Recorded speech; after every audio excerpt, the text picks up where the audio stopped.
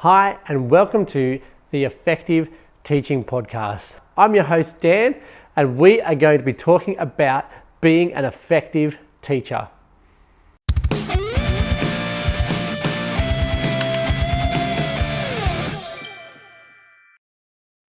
Hey everyone, and welcome to the Effective Teaching Podcast. Today I have one of the probably the biggest guest I've had in terms of how well he's known. I'm going to be chatting to Eddie Wu from Wootube. He is an educator here in New South Wales, Australia, but he is globally famous for his YouTube channel where he explains maths and basically does like a flipped learning type process there with mathematics. But we're going to chat to him about how he went and grew as a professional, how he got stuck into teaching, and the processes of how we can actually all improve as teachers, because teaching, it's a science and a craft, and we blend that all together. How do we go about making sure that we're the best teachers that we can be? Well, Eddie, thank you so much for coming and joining me today. Can you tell us a little bit about how you got started in teaching? Dan, it's a pleasure to be here. I got started in teaching, I guess on some terms you could say a really traditional way. I finished school, knew I wanted to be a teacher. I'd worked that out actually surprisingly early, especially compared to a lot of my peers. So I went to university with the full intent of going into whatever I needed to do to become a qualified high school teacher. Did that degree for 4 years and then came out and went straight back to school. That makes it sound like a really straight line, but if we sort of take a step back for a minute, when I was in sort of year 10, I think, is probably when I realized that I got this taste of helping other people learn. And I loved it. I just kind of fell in love immediately with seeing that epiphany, the light bulb moment that us as teachers are so familiar with. And I thought, this is brilliant. I love that I can do something to help other people experience that. And if I could do that for my whole life professionally, what do they say? If you love what you do, you won't work a single day in your life. So anyway, I went down that journey. I went to the University of Sydney, which is where I studied my degree, my major in both mathematics and actually computing studies. It's a little known fact that I'm qualified to teach software design and all those kinds of things as well. Haven't done it for a while, as you might imagine, but trained to study and teach those. And then, popped out into schools and have always attended as a student public comprehensive schools run by the government since I was a kid, and have only ever taught in those as a teacher myself. And here we are 15 years later, still loving it. I think we've all had those kind of experiences as students where we've had the benefit of teaching someone else. I used to always get harassed. This is going to be funny. In my maths classes, I used to always get harassed to help all the other students. I used to suck at the actual exams because I didn't care enough. I never did any prep, but maths was something that I'd say came naturally to me, but I think it's just because my mum was a maths teacher, and then my brother ended up growing up and being a bit of a maths nerd and went off to City Uni actually, and ended up doing some like special statistics and analysis, and some high up. There was like 6 people who were selected to do this course, and he got selected to do it. He was he's a bit of a genius, but that's a different story. He's now a teacher too. But he saw the light. Good on him. Yeah, that's right. I think it wasn't the fact that both his parents were teachers and that his older brother's a teacher and his other older brother's a teacher and his sister is a teacher. Nothing to do with it. No. My family there. We're all teachers.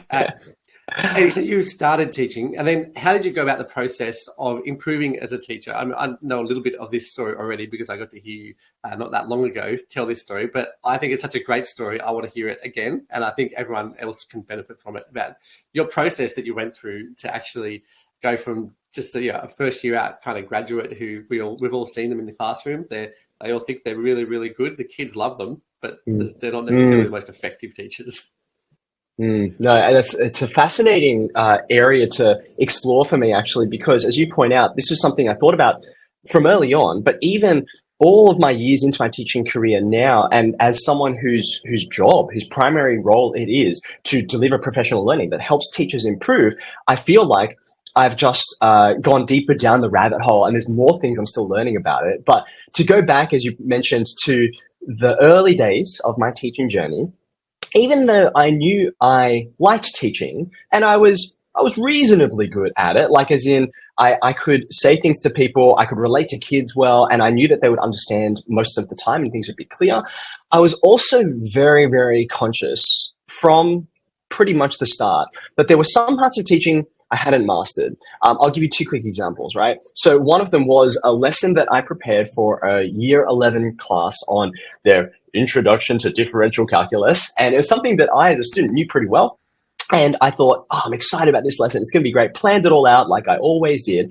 And then as I've started to deliver the lesson, something started to go wrong because I was looking, as many teachers will relate to this, looking out at the faces of my students and the glazed over eyes of either abject confusion or apathy or just, sir, we've got no idea what you're talking about.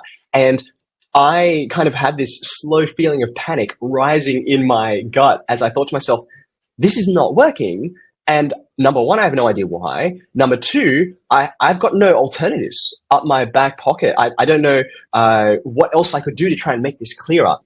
And that lesson was a total train wreck. My kids came out of that really confused. And I thought to myself, okay, I've got to get better at this, right? So that's my first illustration. And my second illustration is that, you know, as a teacher, you do get little glimpses, even without seeking these out, you get little glimpses of other teachers at work. And you can pretty quickly see the kids, the students love to be in certain classes more than others. And some teachers have a way of commanding attention, and other teachers, it just seems like the kids know, like, don't even bother in this class, right? And I thought, what's going on there? Can I try to get to the bottom of why the same kid who, it's not about like, oh, does this kid really enjoy academic experiences or not? Does this kid love to sit down in a classroom or not? It was the same kid, but responding to different classroom environments, responding to different teachers and their practices. I thought, I want to get to the bottom of this. And I didn't understand, I didn't see any pattern or structure that would make sense of it for me. So in my first year of teaching, I set out to observe every single teacher at my school. It's a mid-sized school, so about 60, 65 teaching staff. And I pretty quickly worked out, I didn't want to just see the maths teachers. There's so much to learn from other key learning areas and the different styles of a lesson. Like a PE lesson outdoors has such different challenges to, you know, me in my normal mathematics classroom sitting in rows, hardly get them to stand up, though that did change, which was something I learned from my PE teachers. So I learned every lesson that there was something I would pick up, some practice that I would observe and think, wow, I would love to do that, bring that into my own classroom. Or I would learn by counterexample. I would see something being done and I would see the kids respond or not respond to it and think, okay, do I do that? Is that something that I should stop doing? And I guess sort of the phrase to cap it all off that I think I didn't know back then, but I picked this phrase up from a wonderfully experienced educator a few years ago. She said, what does one of London know who only London knows? It's a weird phrase. I'll say it again and I'll try and unpack it. What does one of London know who only London knows? If there's someone who's lived in London their entire life, you'd think they know London pretty well, which of course in some senses is true. But if London is the only thing you've ever experienced, then you kind of become a bit blind to the things that are particular about London that no other place in the world has. And it's only by going outside of that context that you're so familiar with, then you start to understand your own environment and, I would say by extension, yourself better when you realize, oh, not everyone does it this way. We're really weird, or I'm really weird, or maybe this is a peculiarity that I should lean into. So that was definitely something that I appreciate all of my colleagues helping me learn, particularly in those early years. Yeah, I loved hearing your examples there of things that didn't go well in your classroom. I've always wanted to do like an episode of just all the greatest failures that teachers have ever had, because I think a lot of the new teachers, particularly, they come out and they're like you go through these experiences. Like I remember being dragged in front of the principal's office or being told off by a parent because of something that I'd done in the classroom. I was young and I was foolish, and I said something that was partly by mistake, but also like in reality, I should never have even been engaging in that kind of a conversation with students. So I think it's great to hear teachers' failures, because then you get to see how they progress and improve. And you went around, but going around and seeing all the teachers at your school teach would have taken a lot of time. But did you go through, like, did you use a template or something? These days, there's lots of templates. Universities have all these studies done even on how to go about, what to observe and how to improve. Did you use a template like that, or did you just go in and sit down and take notes? Like, how did you go about this actual process? Yeah, so I am definitely a verbal processor.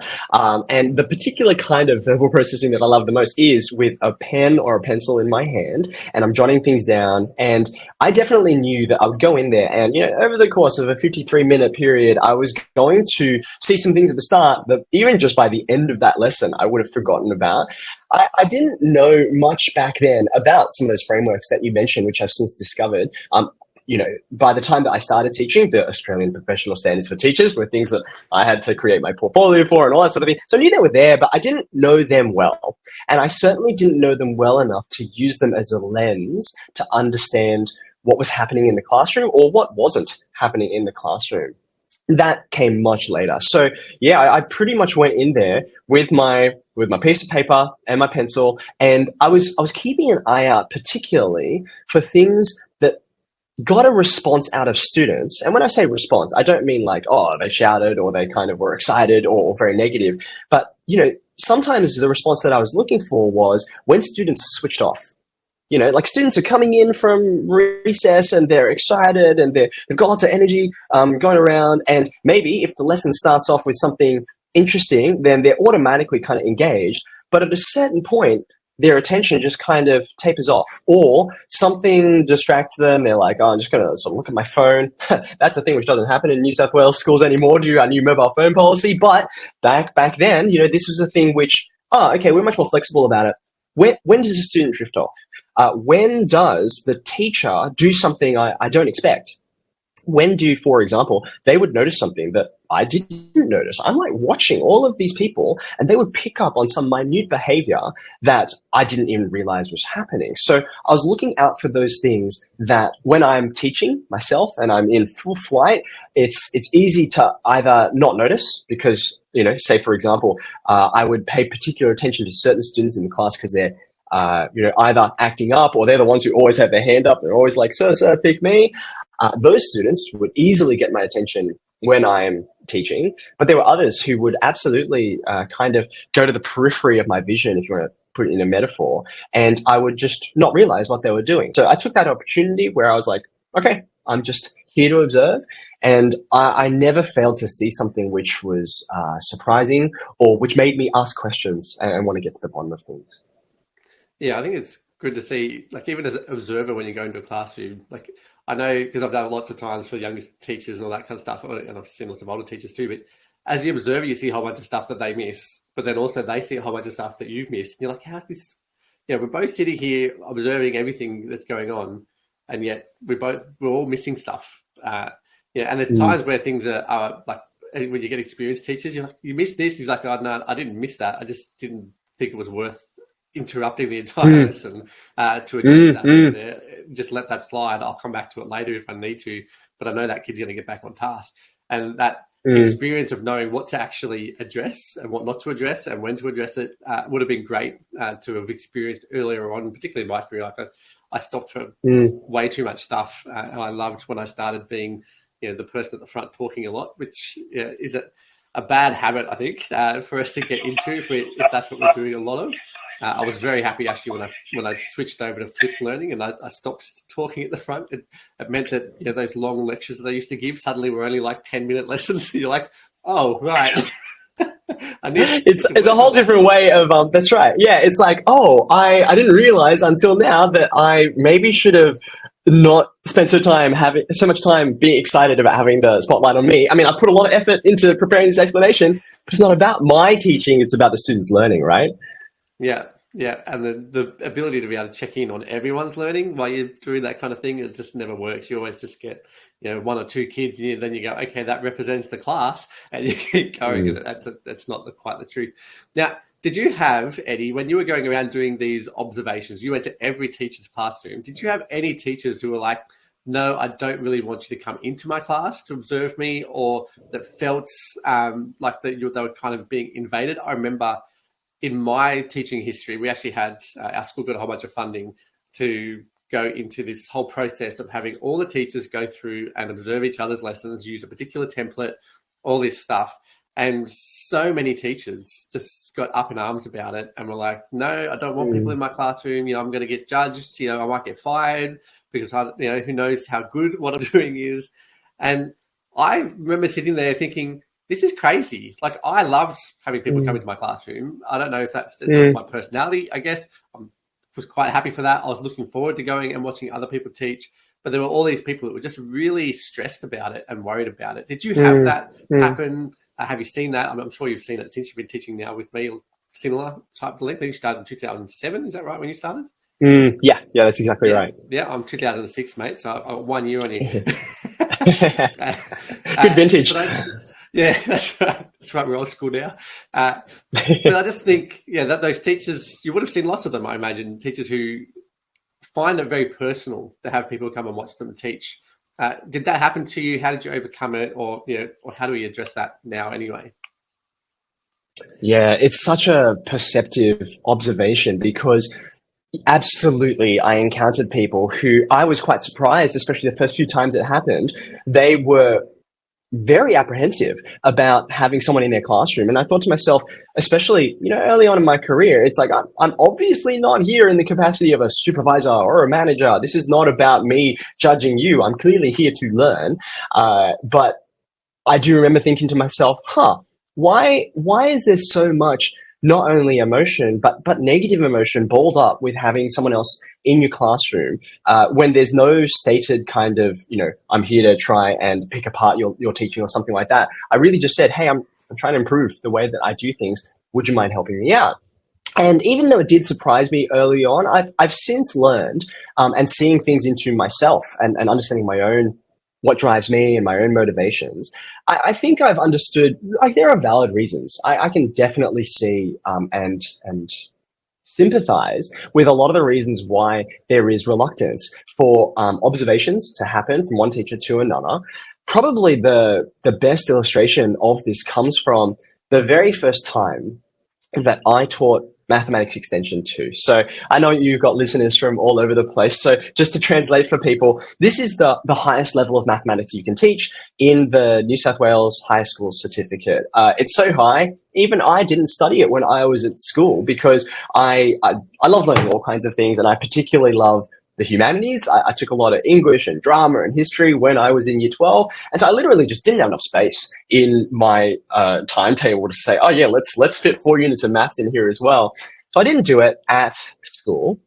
And I remember the first time after a number of years teaching, I had the opportunity to teach it myself.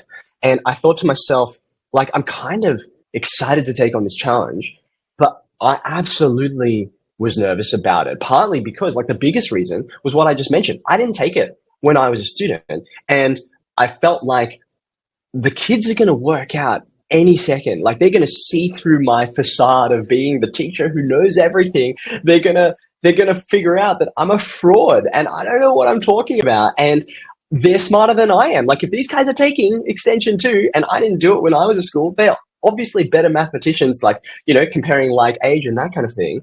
And I was really scared, actually. And the expression of that when I was in that 12 months of teaching that course was that I would burn the candle at both ends. I'd be up at 3 a.m. trying to finish every last question in the exercise I was about to set a few hours later for that year 12 class, because the thought of them being able to pose a question to me that I would just stand there frozen and not know what to say, or that I would be up at the board and I'd be trying to, go through a worked example and I'd make a mistake, right? That thought terrified me.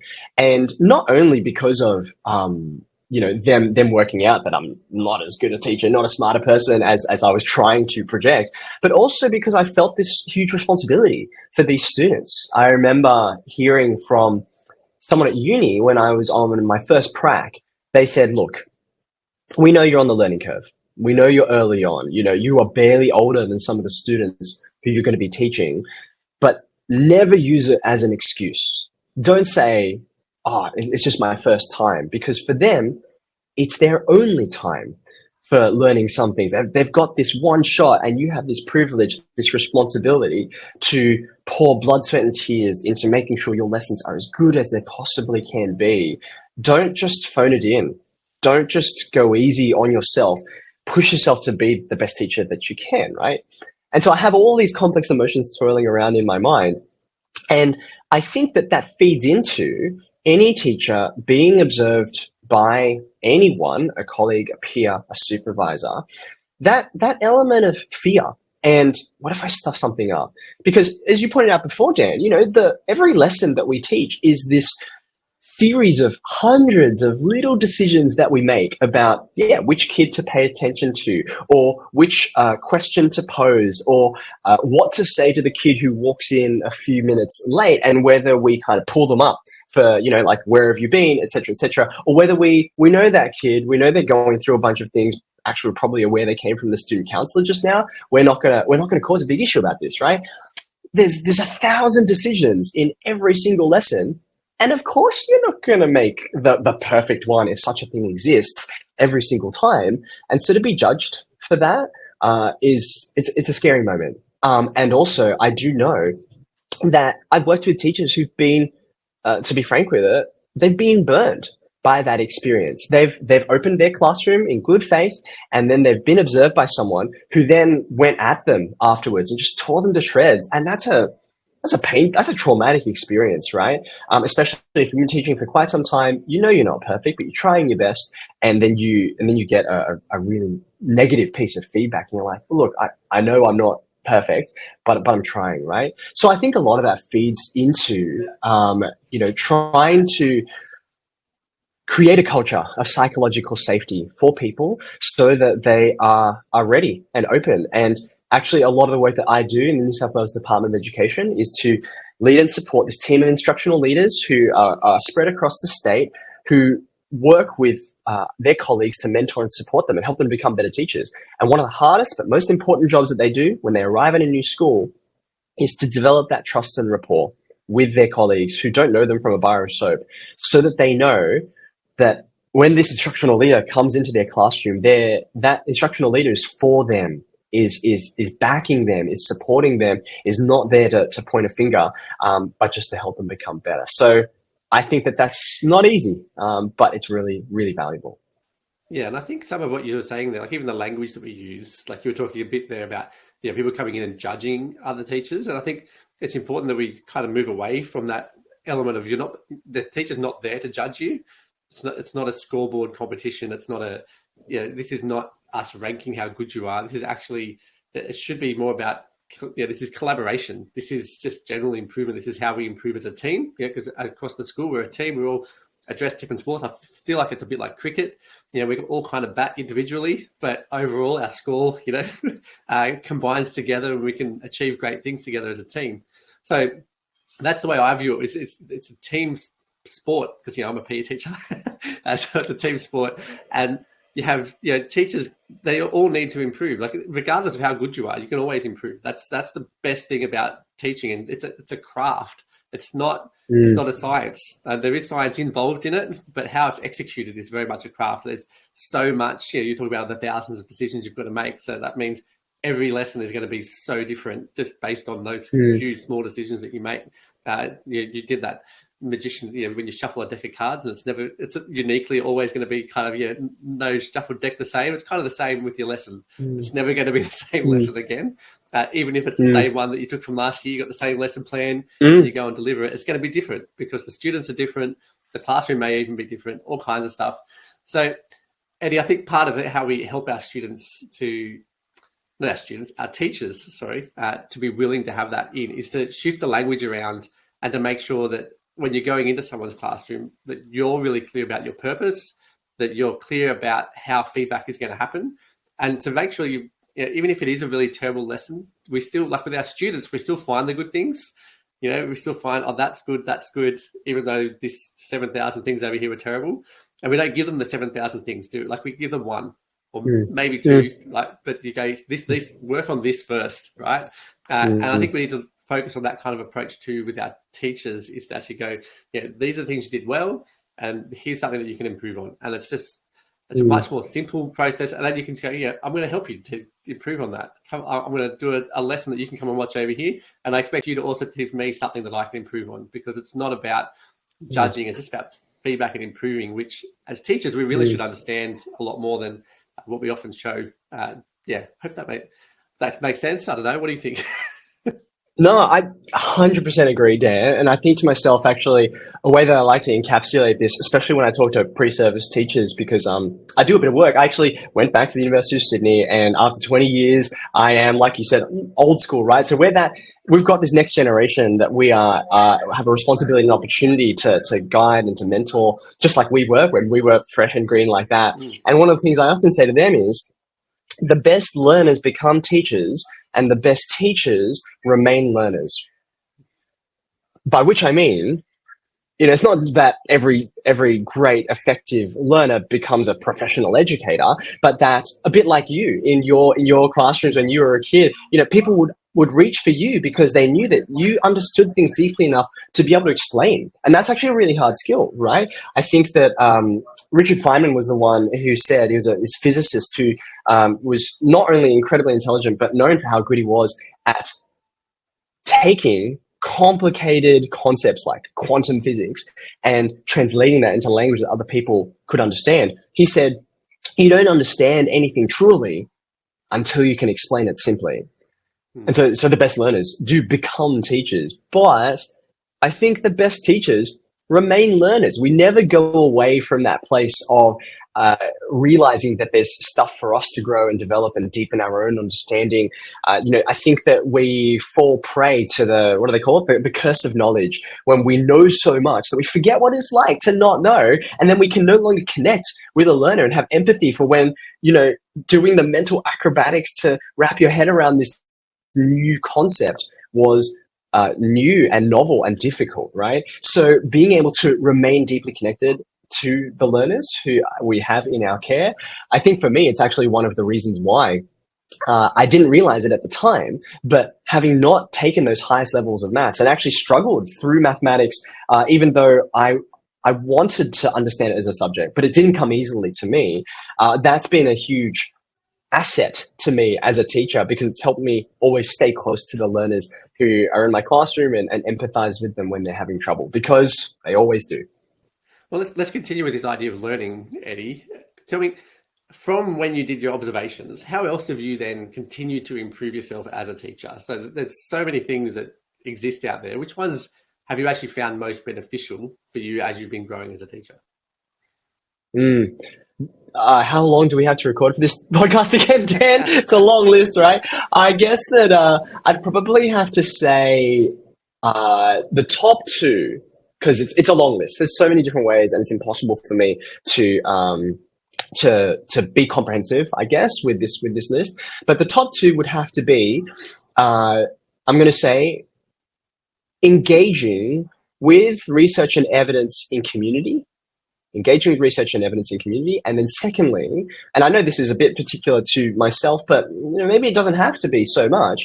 It was also the act of recording my classroom lessons, which I've done for the last 12 years now, the vast majority of my teaching career, and being able to sort of reflect in that way. So let me talk about each of those two, right?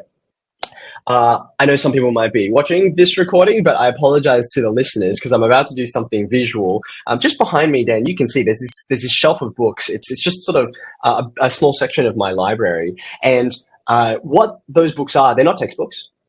They're books about you talked about science before. Science is a part of how we teach, even if it's not everything. It's about, the science of how we learn best and teach effectively. And those books, a lot of them are about teaching mathematics specifically, but not all of them. A lot of them are about effective professional learning, because that's my role.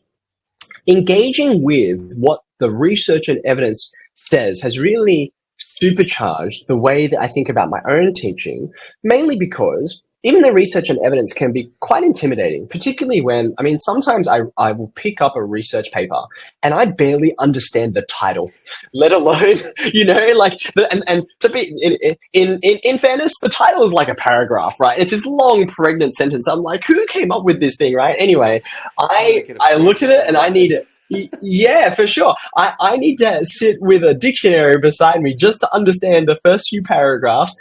Some research and evidence can be very difficult to access, but I'm really grateful. Over the last 10, 15 years, this has improved so much. There's work out there like building thinking classrooms and teach like a champion and growth mindsets, stuff that is relatively easy to engage with. And there are such takeaways, such fantastic takeaways in these pieces of these studies and these pieces of work that sort of encapsulate people's experience that I'm a big believer that life's too short to only learn from your own mistakes.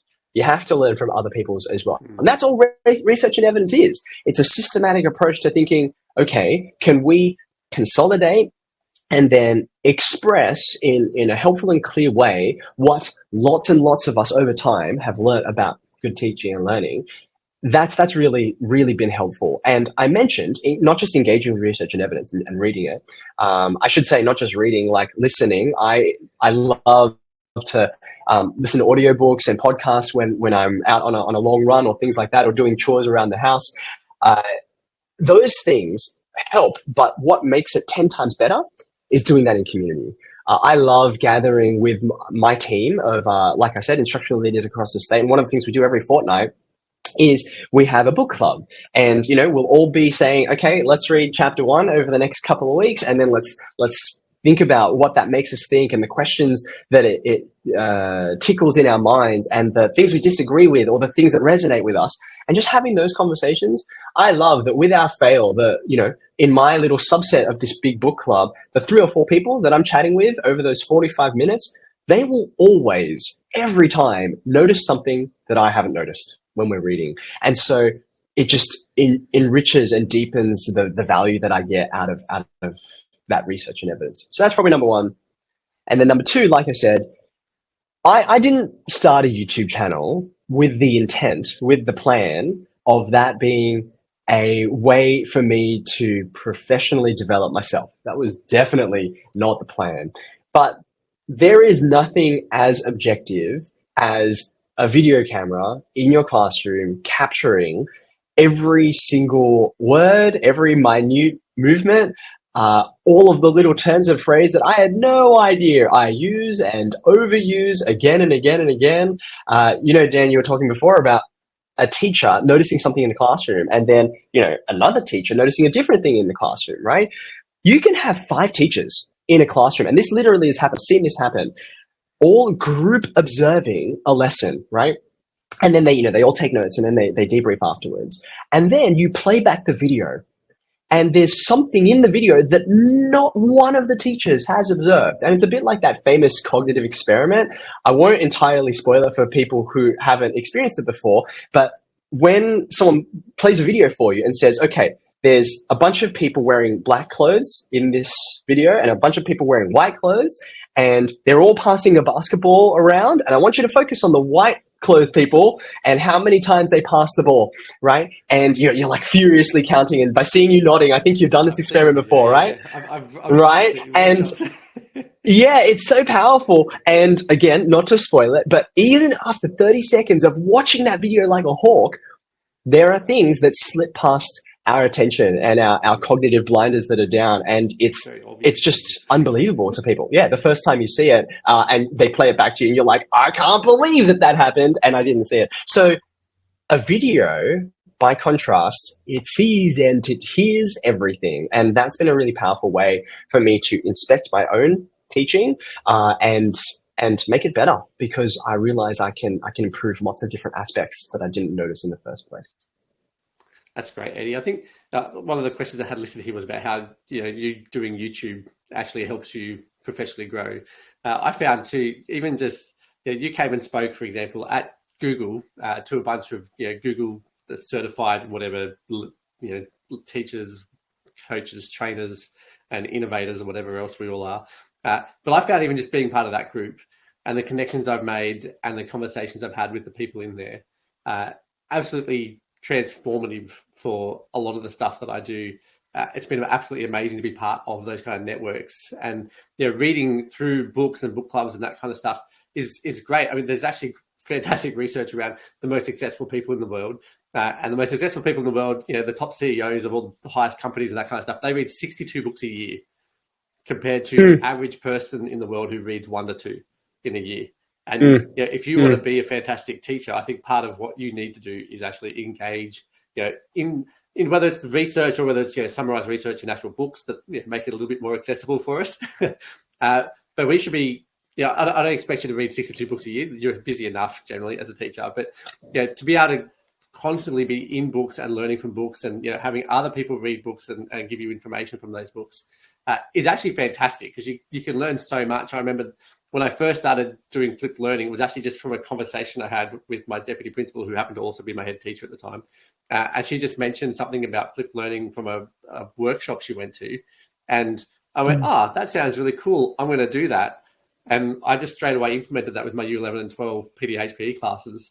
And that's just led me down a whole path of flipping and creating way better videos. And I started off recording my audio over PowerPoints, because it was before you thought about actually making proper videos of yourself or recording yourself in class. I didn't think I was quite up to that. So well done for that. I think it's really there's so many ways that we can improve ourselves as teachers.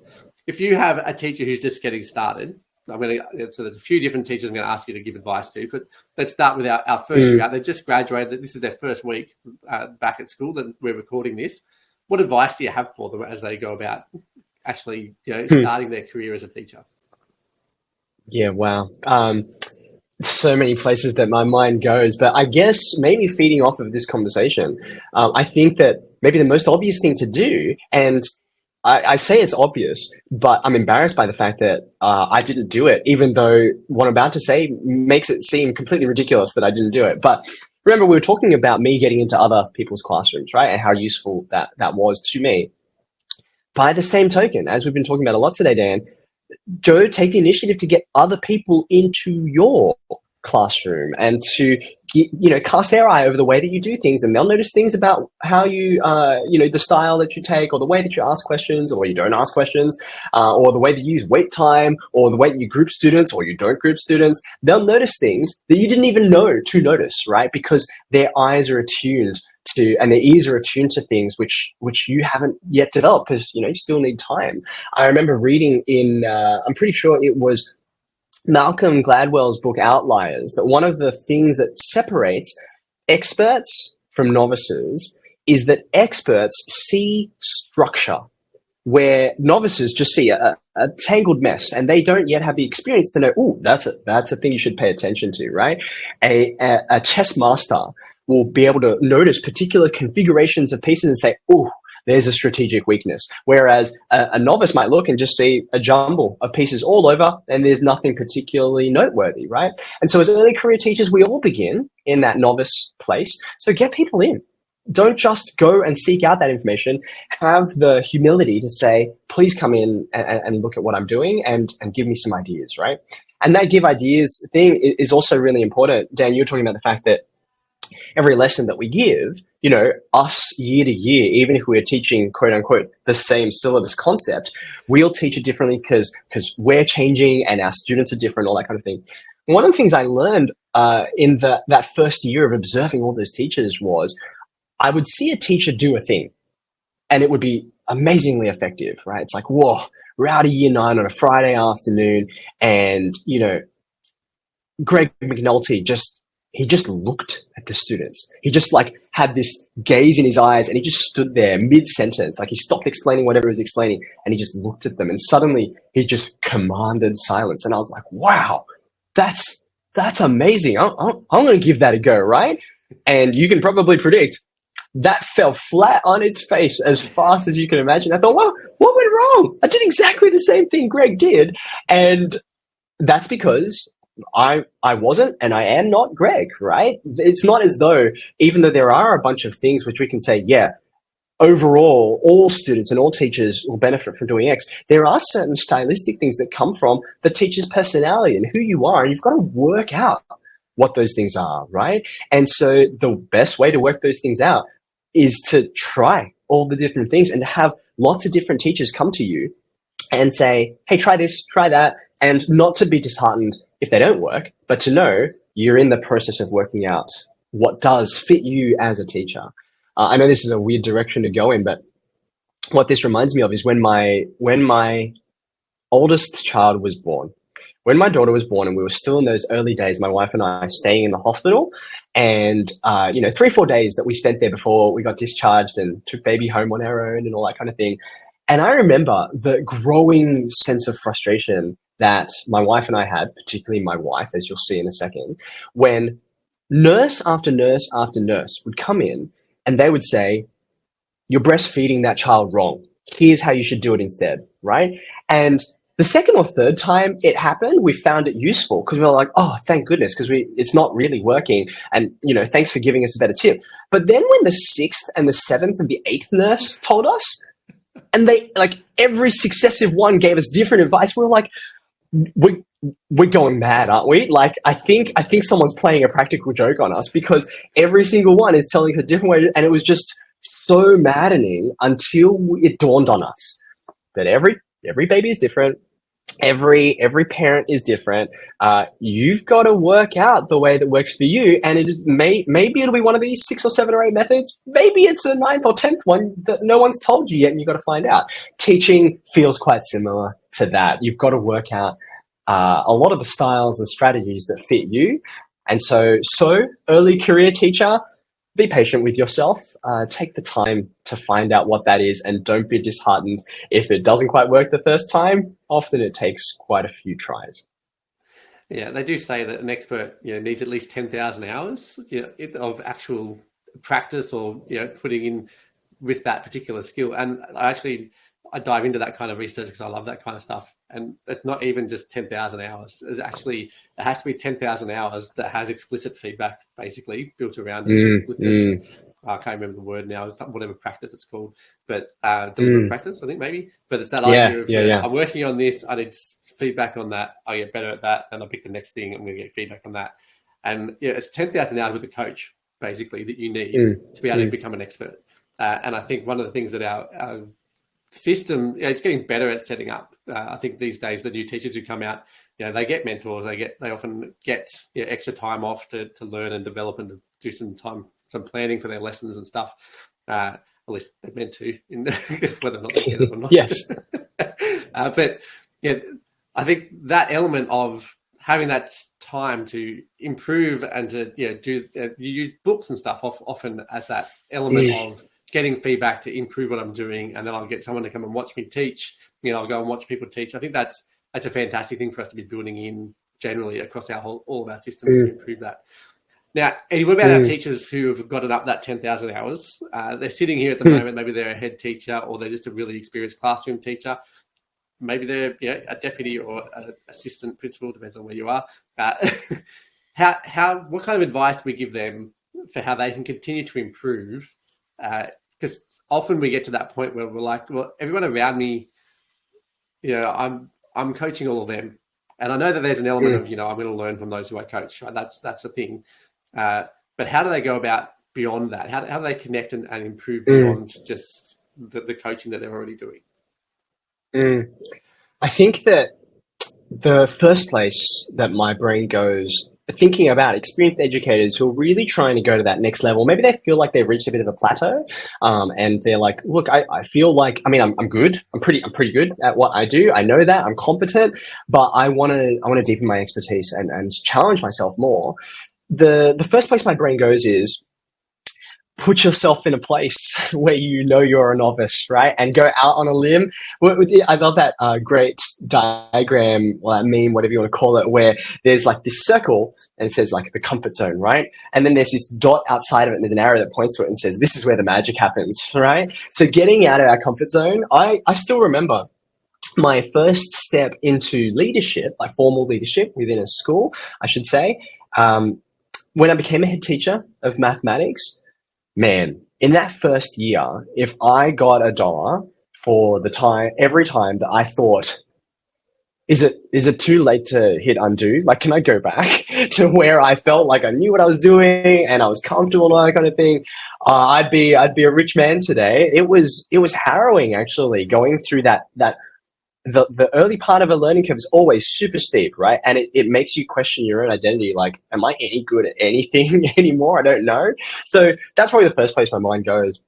And the second place my mind goes is this phrase I learned from a piece of research about social networks. And it talked about the strength of weak ties. The strength of weak ties. There's this idea that in terms of all of the people who we know and that we relate to and interact with, there are strong ties. These are people who you live close to, work close with, spend a lot of time around, right? And, there's that phrase, you are the average of the 5 people you spend the most time around, right? So we pick up things unconsciously, sometimes good and bad, from the people we are closely tied to, right? So those strong ties are obviously very important in the formation of who we are and what we're good at. But there's something unusual and special that happens with weak ties. These are the people who actually you don't cross paths with them a lot, maybe hardly ever. Maybe you see them only once a year at that conference that you'd like to attend, or maybe they are someone who you bumped into because they're a friend of a friend, right? So you never regularly reach out to them, but then you see them at a party or a wedding or something like that.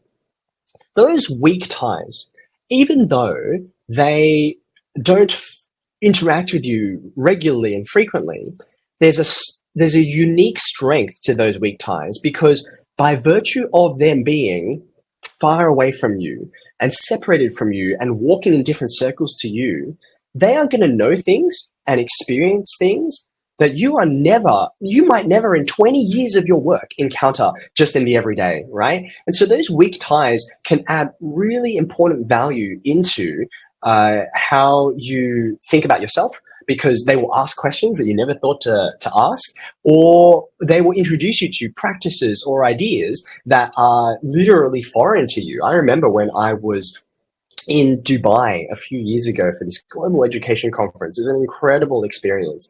And I was meeting people from, forests in Colombia, and a Canadian teacher who lived up in the Arctic Circle, and this amazing teacher who taught art and textiles in London, and lived in a high population of migrant area, could speak all these different languages to interact with her kids and their parents. And she, by the way, went on to win $1 million in this thing called the Global Teacher Prize. That's what we were in Dubai for. And these incredible people. I'm sure that was a factor. I mean, she's also just an incredible human being. Andrea Zafaraku, if you're listening, huge fan. But, it's those people who maybe I've actually not crossed paths with them ever since. Maybe I've just, stayed in touch with them on WhatsApp or something like that. But they would ask me questions about the way that I did things that no one had ever asked me from here within Australia or in my little orbit within Sydney. And those things have been like a firecracker in my life and have made me question things in a way that I never otherwise would. So those experienced educators out there, I would encourage them to seek out those weak ties. It's easier than ever with, the access we have to technology and things like that. And even though I will freely admit some social media platforms are absolutely dumpster fires that you would want to avoid at every opportunity, other places are just wonderful places to connect with people who, you'll might never meet in real life, but nonetheless can really help you see things from a different perspective and will grow you as an educator. Couldn't recommend it highly enough. Yeah, so basically join YouTube. That's one way of doing it. Yeah, that's right. Just get yourself on there and make lots of videos. The other thing that I want to ask you for, one of the things I do a lot with teachers is I try and help them to reduce their workloads. Our stats say that teachers are working 54 hours or more a week on average. And so what can we do to help them to reduce that workload, regardless of where they are at in their career? What advice what strategies did you use as you were going through to make sure that you've got a family? How did you still manage to get home and see your kids before they went to bed and actually have some time with them? How do you make sure that you've got that balance that's happening with teaching? Because teaching it's one of those jobs. It can eat up literally every minute of your life if you let it. And so how can we go about making sure that we help everyone to reduce that down to something that's manageable where they still have lots of time to do other things? Mm. I think one of the most important things to acknowledge with this, Dan, is that, excuse me, obviously there are no silver bullets. Yeah. Like there's no, oh, just do these 5 easy steps and the problem is solved. The way I've started to think about it, especially as, yeah, I got 3 kids, they're in high school and primary school, and as they've gotten older, the complexities of life have changed and grown. I think the way that I've started to think about it, you talked about balance before, right? I've started to think about it as balance is a verb, not a noun. Balance is a verb, not a noun. Now, I know there's going to be an English teacher out there who's going to yell at me and say, wait, grammar-wise, actually balance can be a noun. But what I mean is that thinking of balance as this elusive idea out there that I'm just running after it. One day I will find it. I found balance, right? I think that's a mirage. It's a rainbow that you will chase forever and never reach. Because our lives keep on changing, our family circumstances change, the nature of work changes. I mean, we've, transformed so much as we've lived through this global pandemic over the last few years. Life keeps changing. Education and school keeps changing. I think it's actually a really demoralizing thing to imagine that there is some mythical balance that we can perfectly reach and then we've nailed it, right? I think it's much more helpful to think of balance not as a noun, but as a verb. It's a constant act of looking at yourself, inspecting, thinking about the seasons of your life and taking moments to pause and reflect. Even though I know we get smashed for it by people who are non-educators, I'm going to put them in quote marks, right? The holidays that we get between each school term. Non-educators like, oh, you guys get it so easy, right? Obviously, the teachers who are listening know we work through holidays. We work a lot, actually. There's so much planning and marking and assessment writing. Face-to-face time, I'm pretty sure. Right, exactly. That's 100%. Now, obviously, I don't need to go over that, but I think it's really wonderful to use that time to pause, reflect, take stock and say, okay, where's the ship at? What course are we running at the moment? Are we headed in the right direction, or actually are we just exhausted? Can we look for the signs? Like, have we gotten sick a lot this term? And when we spend time with our family and our loved ones, are we able to have those warmth of relationships that feed and nourish us? And I say that in full knowledge of the fact that even though this shocks people, like, I think Dan, because I think I mentioned it on the day, I'm like 85, 90% introvert. I mean, for those people who believe in measuring such things, right? For me, spending time with other people, I mentioned conferences before, right? I love conferences, and I also find them exhausting. After a full day of interacting with lots and lots of people, I need to go back to my room and curl up in the fetal position and just be quiet for a while, right? Even as someone who is so deeply introverted, I know we were built for relationships, right? No man is an island. And so those kinds of things, they ebb and flow in our lives as well. I remember learning early on, my oldest child was born in my first year of full-time work, which you can think of as either brave or stupid, depending on which way, how that went and all that kind of thing. But I remember resolving to myself that even though I do plenty of work during school holidays, I resolved that if my children approached me during those 2-week breaks or, over the summer, and they wanted to talk or they wanted to play a board game, I resolved that I would never refuse. If I was in the middle of doing some work, I would find another time to do it, because I knew that during school term, I would be focused on, trying to mark a set of papers, and I needed to get it done by the next day, and I would have to not spend as much time with my kids as I wanted. And so that balance was a constant tug of war. And I think just reconciling myself to the fact that, this is what it is. And there's a reason why, if you watch someone who's a tightrope walker, right? These things are amazing, terrifying to me. I'm scared of heights, but I watch them and they hold that really long beam, right? And it looks like it must be like, how does that help them to hold this really heavy object out in front of them or out in their hands to walk across this high height and just tiptoe their way along? And the answer is they are using it to balance. balance as a verb. You watch their minds and their arms as they are constantly adjusting and feeling the wind as it's pushing them in this way or that way. And it is pretty amazing to watch. And we all, as educators, do the exact same thing every day as we maintain that tension between the work that we engage in and that we love, and also every other aspect of our lives, whether it's